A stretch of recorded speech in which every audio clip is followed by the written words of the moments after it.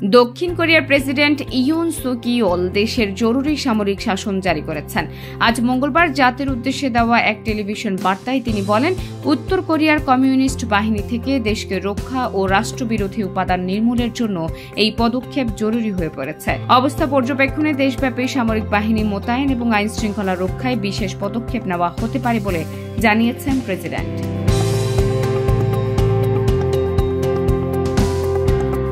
সামরিক শাসনের ঘোষণার পরপরই দেশের বিভিন্ন শহরে জনমনে উদ্বেগ সৃষ্টি হয়েছে। মার্কিন হোয়াইট হাউস থেকে বলা হয়েছে, তারা দক্ষিণ কোরিয়ার পরিস্থিতি নিবিড়ভাবে পর্যবেক্ষণ করছে। সামরিক আইন কতদিন স্থায়ী হতে পারে তা তাৎক্ষণিকভাবে পরিষ্কার করা হয়নি। দক্ষিণ কোরিয়ার আইন অনুযায়ী পার্লামেন্টের সংখ্যাগরিষ্ঠ ভোটে সামরিক আইন প্রত্যাহার করা যেতে পারে, তবে সেখানে বিরোধী ডেমোক্রেটিক পার্টির সংখ্যাগরিষ্ঠ। টিভি ফুটেজে দেখা গেছে পুলিশ কর্মকর্তারা পার্লামেন্ট ভবনের প্রবেশপথ ঘিরে রেখেছে।